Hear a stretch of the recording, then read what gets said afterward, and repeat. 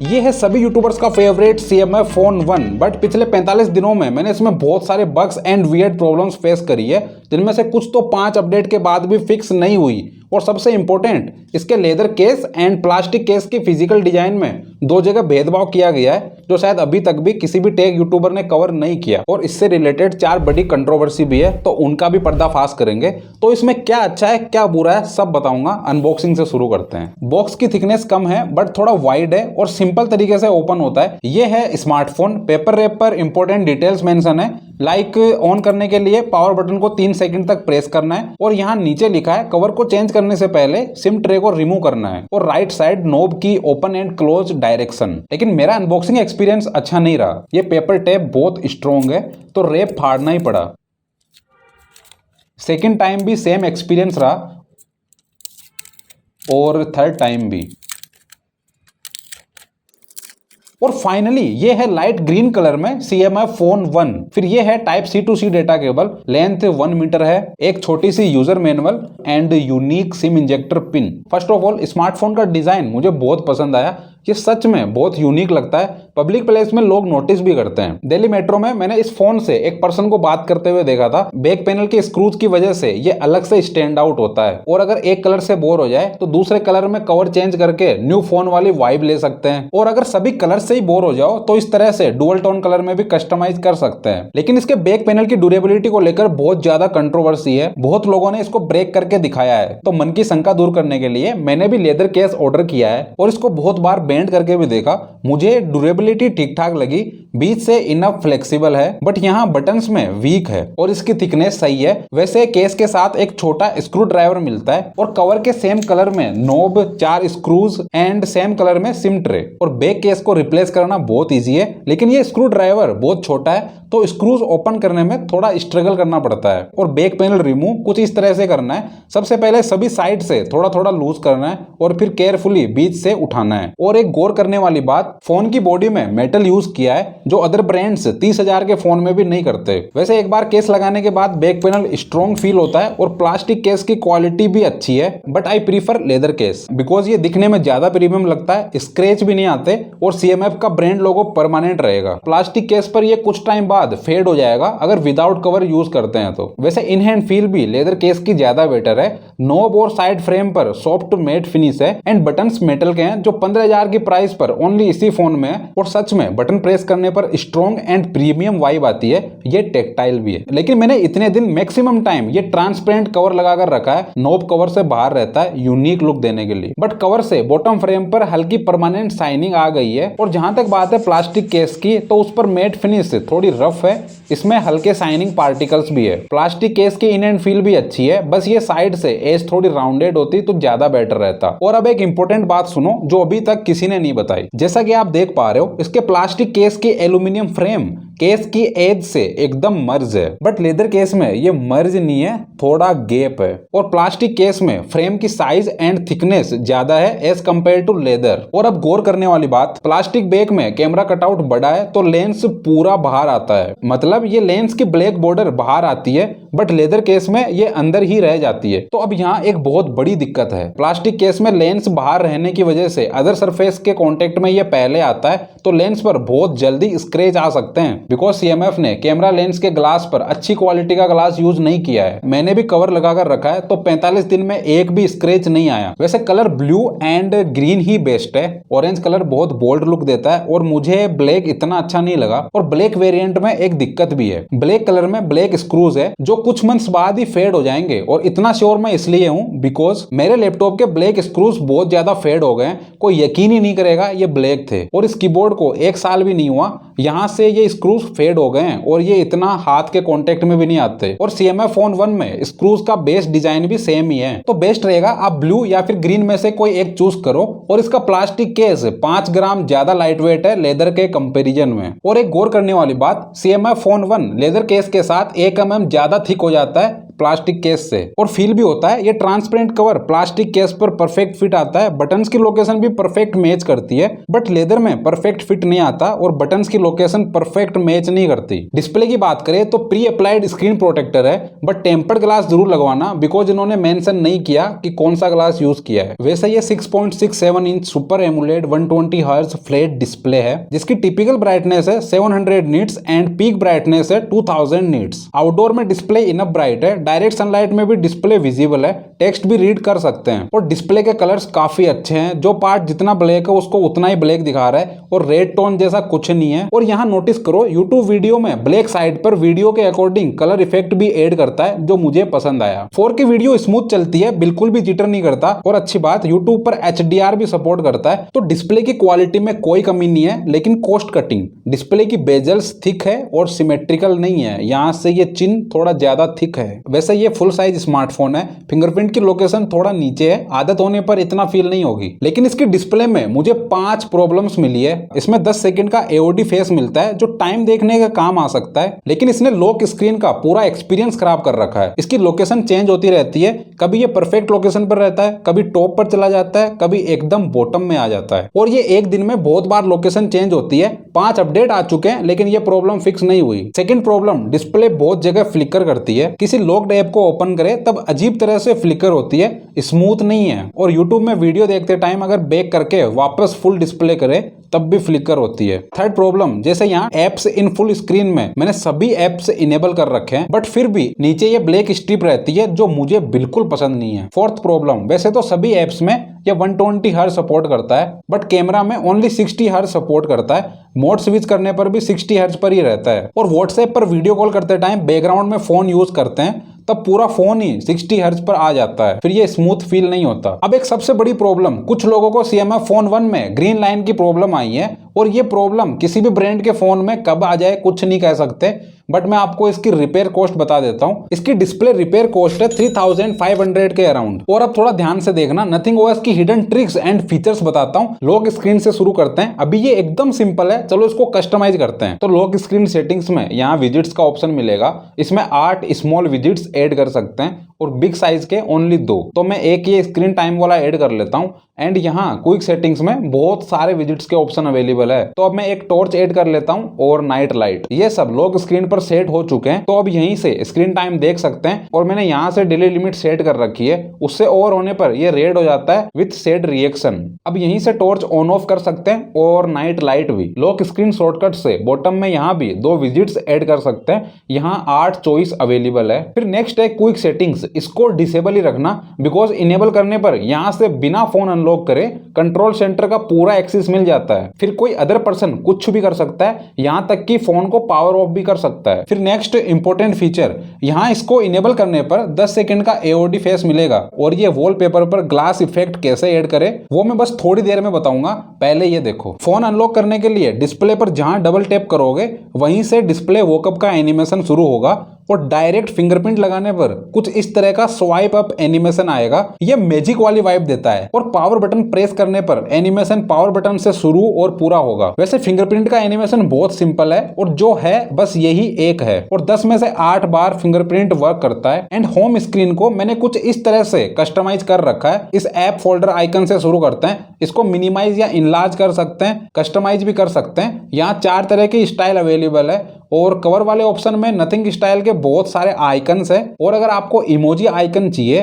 तो वो भी कर सकते हैं। वैसे किसी भी ऐप आइकन को मिनिमाइज या इनलार्ज कर सकते हैं। होम स्क्रीन पर प्रेस होल्ड करके यहाँ विजिट्स का ऑप्शन मिलेगा, इसमें 16 नथिंग विजिट्स है और कुछ ऐप्स के अपने विजिट्स है। तो ओनली काम के विजिट्स बताता हूँ, नीचे से शुरू करते हैं। ये है वेदर, इसको प्रेस होल्ड करके होम स्क्रीन पर ऐड कर सकते हैं। नाइट में मून शो करेगा, सन के टाइम सन शो करेगा और तूफान में ये वाला आइकन। और अभी क्लाउड्स है तो क्लाउड शो कर रहा है। स्वाइप करने पर यहाँ टेम्परेचर बताएगा और इस पर क्लिक करने पर वेदर ऐप का फुल एक्सेस मिल जाएगा। स्क्रीन टाइम मैंने आपको ऑलरेडी बता दिया है, फिर है रिकॉर्डर, इस पर टैप करते ही ये रिकॉर्डिंग स्टार्ट कर देता है और इस पर फिर से क्लिक करने पर रिकॉर्डिंग सेव हो जाएगी। कमी बस एक ही है, इसमें स्टॉप बटन नहीं है और यहीं से रिकॉर्डिंग्स का एक्सेस भी मिल जाता है। और सबसे इंपॉर्टेंट, इससे रिकॉर्डिंग करने पर कॉल के टाइम अनाउंसमेंट नहीं होती और व्हाट्सएप कॉल को भी रिकॉर्ड कर सकते हैं। फिर है क्विक सेटिंग्स, जो मैं ऑलरेडी एक्सप्लेन कर चुका हूं। फिर नेक्स्ट है पीडोमीटर, और वॉक करने पर ऐसा एनिमेशन आएगा, ये स्टेप्स काउंट करता है और जिस दिन वॉक करेंगे उस दिन पर ये ब्लैक डॉट हाईलाइट कर देता है और कंटिन्यू करने पर लाइन ड्रॉ होगी। लेकिन ये यूजलेस है, बहुत ज्यादा ओवर काउंट करता है। और अगर आपके पास CMF बड्स या नथिंग बड्स है तो उसके लिए भी एक डेडिकेटेड विजिट है। सबसे पहले यहाँ ये बैटरी बताता है, स्वाइप डाउन करके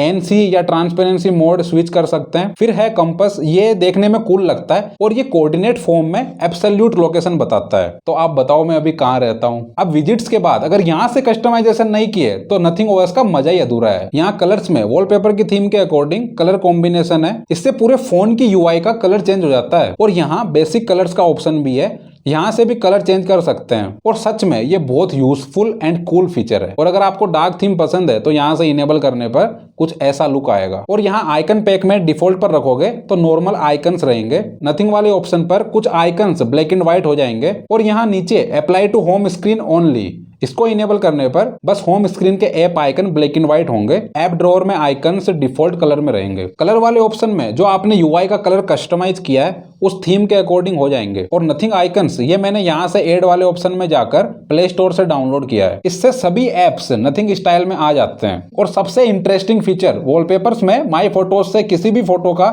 यूनिक वॉलपेपर बना सकते हैं। Like home screen and lock screen पर ग्लास इफेक्ट ऐड कर सकते हैं। और सबसे बढ़िया, एटमॉस्फेयर वाले ऑप्शन से होम स्क्रीन पर मस्त ग्रेनी इफेक्ट दे सकते हैं। और पहले वाले वॉलपेपर को क्लिक करके भी देख सकते हैं कि कौन सा ज्यादा बेटर है। और इतना ही नहीं, नथिंग OS के खुद के डिफॉल्ट वॉलपेपर तो है ही, उसके अलावा AI जनरेटेड वॉलपेपर भी है जिसका रिजल्ट माइंड ब्लोइंग है। इसमें टोटल 25 कॉम्बिनेशंस मिलते हैं। मेरा सबसे बेस्ट कॉम्बिनेशन है फ्लोरा एंड फोटोग्राफ। इस कॉम्बिनेशन में natural and amazing wallpaper generate करता है और मैंने बहुत सारे वॉलपेपर जनरेट कर रखे हैं। और अब 3 इंपॉर्टेंट टिप्स एंड ट्रिक्स सुनो। ऐप ड्रावर में राइट स्वाइप करने पर हिडन आइकन्स का ऑप्शन है, तो किसी भी ऐप को हाइड कर सकते हैं, यहाँ कोई चेक भी नहीं करेगा। नेक्स्ट, किसी भी ऐप को होम बटन पर स्वाइप अप करके पॉपअप व्यू में कन्वर्ट कर सकते हैं और फिर यहीं से यूज भी कर सकते हैं, फुल डिस्प्ले भी कर सकते हैं। बट ओनली एक ही विंडो ऐड करने का ऑप्शन है। और एक प्रॉब्लम, ये कभी कभी काम भी नहीं करता। और मेरी नथिंग से एक रिक्वेस्ट है, ये क्लियर ऑल बटन यहाँ स्क्रीनशॉट की जगह ऐड कर दो। अब यहाँ से स्क्रीनशॉट कौन ही लेगा, बिकॉज 3 फिंगर स्वाइप अप करके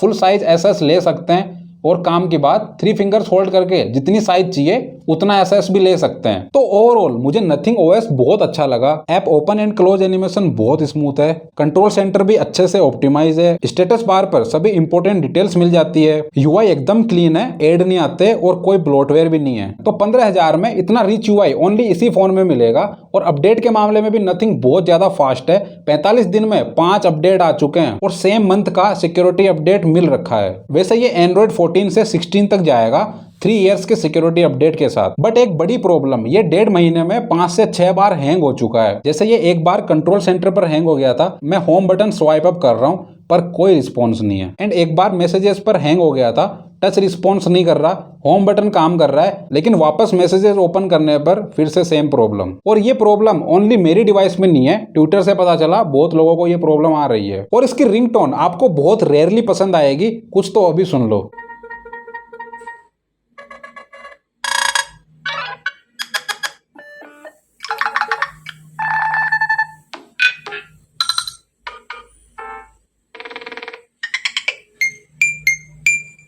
और मैंने ये रिंगटोन सेट कर रखी है, बस ये एक ही मुझे सही लगी। वैसे इसमें एक ही स्पीकर है, ट्रस्ट में ये इनफ लाउड है, आप खुद ही सुन लो।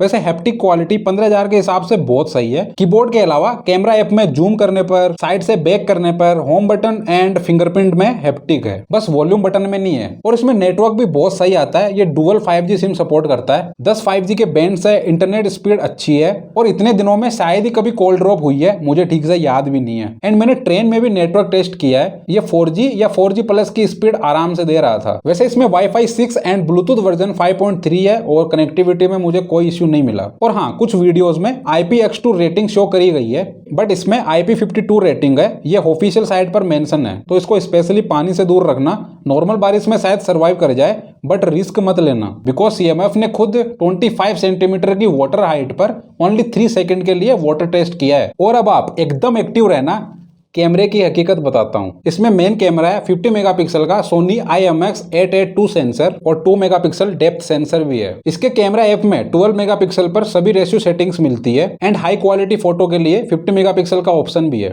और दोनों की क्वालिटी में डिफरेंस भी देख लो।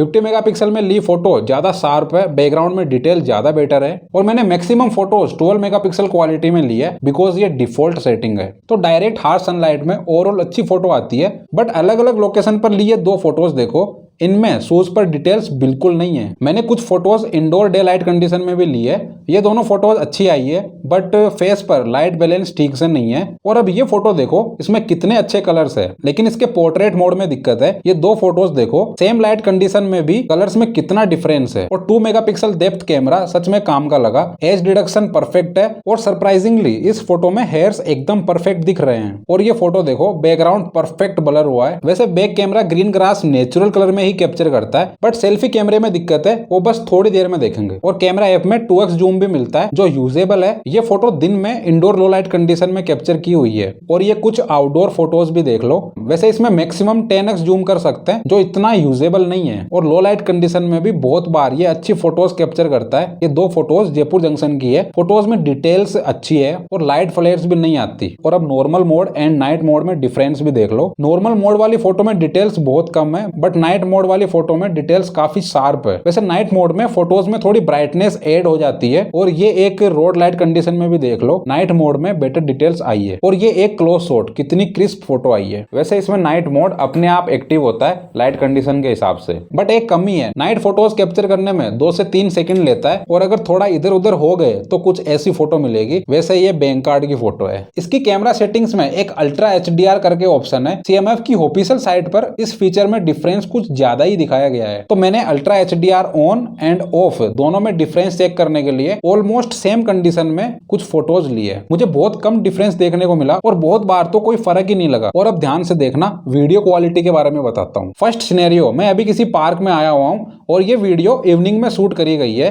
तो यहाँ पर 1080p 30 fps 60 fps and 4K में 30 fps की वीडियो क्वालिटी का आपको आइडिया लग रहा होगा। कलर्स नेचुरल है, और 4K एंड 1080p में कलर शिफ्टिंग की कोई प्रॉब्लम नहीं है। सेकंड सिनेरियो, मैंने वीडियो क्वालिटी की सभी सेटिंग्स पर एक ही लोकेशन से क्लाउड्स को कैप्चर किया है, जिससे आइडिया लग सके कि 60 fps एक्चुअल में कितना स्मूथ है। और थर्ड सिनेरियो, ये वीडियो 4K क्वालिटी में है, और मैं अभी बहुत ग्रीन एरिया में आ रखा हूँ। यहाँ ग्रीन ग्रास का कलर नेचुरल कैप्चर किया है। और इसके जस्ट अपोजिट ये वेस्ट डिस्पोजल नाम की एक लोकेशन है दिल्ली में। यहाँ वेस्ट मेंटेन किया जाता है, बट इस एरिया की एयर क्वालिटी खराब है। फोर्थ सिनेरियो, ये वीडियो सनलाइट के अपोजिट डायरेक्शन में शूट करी गई है। मैं अपना बर्थडे सेलिब्रेट कर रहा हूँ, और इसमें कैंडल्स की फ्लेम है और उनका धुआं भी। तो ये कितना विजिबल है इसका आपको आइडिया लग रहा होगा। और ये एक तरीके से आउटडोर में इंडोर वाली कंडीशन है। वैसे डायनामिक रेंज अच्छी है। फिफ्थ सिनेरियो, इस बार जयपुर में बारिश बहुत अच्छी हुई है, और कंडीशन आपके सामने है। इससे आपको नाइट कंडीशन में वीडियो क्वालिटी का आइडिया लग रहा होगा। मैं बहुत सरप्राइज हूँ, 15,000 के फोन में लाइट फ्लेयर्स नहीं आ रही है। और अब ये सभी वीडियो क्वालिटी में भी देख लो, इससे आपको 60 और 30 fps दोनों का आइडिया लग जाएगा। और हाँ, एनिमल्स के कलर्स भी नेचुरल कैप्चर करता है। और एक इंपॉर्टेंट बात, इसमें इलेक्ट्रॉनिक इमेज स्टेबलाइजेशन है, OIS का सपोर्ट नहीं है, और सच में कमी फील होती है। एक बार ये वीडियो देखो, मैं बस में हूँ और बस की स्पीड अराउंड 60 km/h है। वीडियो कितना सेव कर रही है, बट सरप्राइजिंगली मैं ऑटो में चलते टाइम एक बार ये फोटो कैप्चर किया था। फोटो बहुत क्लियर आई है, और ये बर्ड देखो कितना अच्छे से दिख रहा है, कोई भी सेकी या फिर मूविंग इफेक्ट नहीं है। सिक्स्थ सिनेरियो, ये अभी 4K में शूट हो रहा है, और ट्रेन प्लेटफॉर्म पर आ रही है। बहुत सारे लोग पटरियों पर है, जो बहुत गलत है, बट इससे आपको आइडिया लग रहा होगा कि एकदम लो लाइट कंडीशन में कैसी क्वालिटी मिलेगी। एंड लास्ट, जयपुर जंक्शन के वेटिंग हॉल में फैन चल रहा है, और यहाँ बहुत सारी बड़ी लाइट्स है, पर लाइट फ्लेयर्स नहीं आ रही है। और फैन से आपको 60 fps और 30 fps में डिफरेंस पता चल रहा होगा। बैक कैमरे की फोटो एंड वीडियो क्वालिटी 15,000 के हिसाब से बहुत अच्छी है, बट इसका कैमरा एक्सपीरियंस सेल्फी कैमरे ने खराब किया है। सेल्फी कैमरे में 1x एंड 2x का ऑप्शन मिलता है, और इसकी फोटोज में कलर शिफ्टिंग की प्रॉब्लम है। और अगर सनलाइट के अपोजिट डायरेक्शन में फोटो लेते हैं तो बहुत बुरा हाल है, एकदम बेकार फोटो आती है। और ये कुछ फोटोज देखो, फेस पर टेक्सचर बिल्कुल नहीं है। वैसे इसके ऐप में बुके इफेक्ट कम ज्यादा करने का ऑप्शन भी है और कुछ इस तरह का आपको रिजल्ट मिलेगा, तो काम का फीचर है। वैसे सेल्फी कैमरे की क्वालिटी 5 अपडेट के बाद थोड़ी इंप्रूव हुई है। ये कुछ लेटेस्ट फोटोज देखो, मैं इन पर आउटडोर एंड इंडोर भी मेंशन कर रहा हूँ, जिससे आपको बेटर आइडिया लग जाएगा। बट लो लाइट कंडीशन में अभी भी इंप्रूवमेंट्स की जरूरत है। और अब ये कुछ फोटोज देखो, जिससे आपको आइडिया लग जाएगा कि normal mode and night mode में कितना डिफरेंस आ जाता है फोटो क्वालिटी में। वैसे इसकी इमेज प्रोसेसिंग लाजवाब है। जैसे मैं अभी फोटो कैप्चर करने जा रहा हूँ और आप नोटिस करो, फोटो का बैकग्राउंड अभी एकदम व्हाइट दिखा रहा है और कैप्चर करने के बाद बैकग्राउंड डिटेल्स आ गई है। वैसे selfie camera maximum 1080p 60 fps तक की वीडियो रिकॉर्डिंग कर सकता है। और वीडियो क्वालिटी कैसी है अब वो भी देख लो। तो ये वीडियो शूट हो रही है सेल्फी कैमरे से 1080p 30 fps में। बैकग्राउंड में शार्पनेस एंड डिटेलिंग की बहुत ज़्यादा कमी है। और ये ग्रीन ग्रास इतनी ज़्यादा लाइट नहीं है, थोड़ी ज़्यादा डार्क है।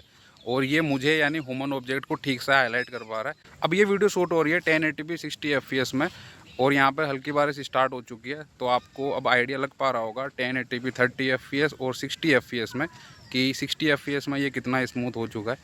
और ये स्किन टेक्सचर इतने अच्छे से कैप्चर नहीं कर पा रहा है, ऐसा लग रहा है ब्यूटी मोड में कैप्चर कर रहा है। और ये वीडियो इवनिंग में रिकॉर्ड करी गई है और मैं डोली चाय वाला बनने की कोशिश कर रहा था, बट मेरे बस की नहीं है।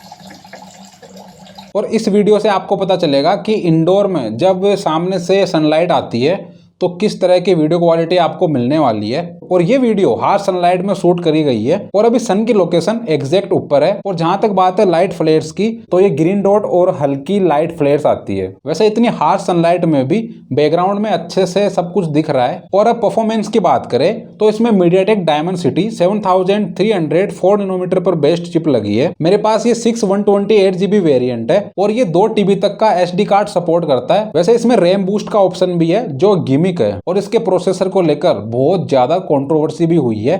तो मेरा इस पर यही कहना है कि ब्रांड्स को अपने रूल्स की कदर करनी चाहिए। वैसे प्रैक्टिकली बताऊं तो मैंने 100GB तक स्टोरेज यूज कर रखा है और इस कंडीशन में भी बहुत रेयरली ये लेग या फिर जिटर करता है। और सरप्राइजिंगली इसका AnTuTu स्कोर 6.5 लाख के भी ऊपर आया है। और ये मैं क्या देख रहा हूँ, यहाँ नथिंग फोन 3 मेंशन है, बट ये AnTuTu 3D बेंचमार्क का लाइट वर्जन सपोर्ट करता है। वैसे 30 मिनट के CPU थ्रोटलिंग टेस्ट में ग्राफ कुछ खास स्टेबल नहीं आया, ये 76% पर थ्रोटल हुआ है। लेकिन इतने दिनों में मुझे कभी भी चार्जिंग के टाइम या फिर यूज करते टाइम हीटिंग की कोई प्रॉब्लम फील नहीं हुई। BGMI में मैक्सिमम HDR पर अल्ट्रा ग्राफिक सेटिंग्स मिलती है एंड स्मूथ पर एक्सट्रीम सेटिंग्स मिलती है। HDR अल्ट्रा पर ऑलमोस्ट टाइम ये कांस्टेंट 40 FPS पर रहता है, बट HDR 40 FPS पर इतना स्मूथ फील नहीं होता और फ्रेम ड्रॉप भी होती है। और स्मूथ एक्सट्रीम पर 60 FPS पर कांस्टेंट रहता है, FPS ड्रॉप नहीं करता। और स्मूथ एक्सट्रीम पर फ्रेम ड्रॉप बहुत रेयरली होती है। अब इसके बैटरी बैकअप के बारे में सुनो। इसमें 5000 mAh की बैटरी मिलती है और मुझे एक बार 6 आवर का स्क्रीन ऑन टाइम मिला, जिसमें मैंने ओनली 27 मिनट्स कैमरा यूज किया है। और बैकग्राउंड में CMF वॉच ऐप 22 आवर्स रहा है। और एक बार मुझे 7 घंटे का SOT मिला, जिसमें मैंने 32 मिनट्स कैमरा यूज किया है और व्हाट्सएप बैकग्राउंड में 13 आवर्स से ज्यादा रहा है। और एक बार मुझे 7 आवर्स 45 मिनट्स के अराउंड SOT मिला, जिसमें 1.5 आवर से ज्यादा गेमिंग करी है और 33 मिनट्स कैमरा भी यूज किया है। और रिसेंटली वीडियो शूट के कुछ दिन पहले ही मैंने टेस्ट किया था, तो मुझे 8 घंटे से भी ज्यादा का बैटरी बैकअप मिला है। बट आप सोच रहे होंगे कि बैटरी बैकअप में ये इतना ज्यादा फ्लक्चुएशन कैसे हो सकती है। तो सिंपली ये 2 चीज पर डिपेंड करता है कि आपने बैकग्राउंड में कौन सी ऐप कितनी देर तक रखी है और कितनी हाई ब्राइटनेस पर स्मार्टफोन यूज किया है। वैसे अगर आपको फास्ट चार्जिंग की आदत है तो ये आपको थोड़ा स्लो फील होगा, बिकॉज CMF के 33 वोल्ट PD चार्जर से भी ये 1 our and 15 minutes full charge होने में लेता है और ये इसकी मैक्सिमम चार्जिंग स्पीड है। अब मैं आपको अपना एक बुरा एक्सपीरियंस शेयर करता हूँ। मैंने मोटरोला के इस 33 वोल्ट चार्जर से इसको 1% पर चार्ज लगाया, बट मैंने नोटिस किया ये रैपिडली चार्ज नहीं हो रहा था और 30 मिनट बाद 24% चार्ज हुआ है। और 1 घंटे 40 मिनट बाद चेक किया तो 74% बैटरी दिखा रहा है। और फाइनली अराउंड 2 घंटे 16 मिनट में यह फुल चार्ज हुआ है। और मैंने मोटरोला के H50 फ्यूजन के 68 वोल्ट चार्जर से भी इसको चार्ज लगाकर देखा, तब ये रैपिडली चार्ज हो रहा था। और इसको मैंने मैक्सिमम टाइम वीवो के इस 18 वोल्ट से चार्ज किया है, इससे भी ये फुल चार्ज होने में अराउंड 2 घंटे और 15 या 16 मिनट के आसपास लगाता है एग्जैक्ट। तो मोटरोला के 33 वोल्ट चार्जर से भी ये 18 वोल्ट का पावर ही ले रहा था। और मैं इस बात से बहुत ज्यादा सरप्राइज हूँ। 15,000 के स्मार्टफोन में 5 वोल्ट की रिवर्स वायर्ड चार्जिंग मिलती है। और फाइनली कंक्लूजन, 15,000 में इससे बेस्ट स्मार्टफोन नहीं है। इसकी accessories like lanyard, wallet and 700 रुपए का स्टैंड तीनों फालतू है, मत खरीदना। ओनली 1500 रुपए का ये केस यूजफुल है। और इसका 8GB रैम वेरिएंट बाई मत करना, वो वैल्यू फॉर मनी नहीं है। और CMF वॉच की वीडियो यहाँ पर है जो इस फोन से मैंने शूट करी है।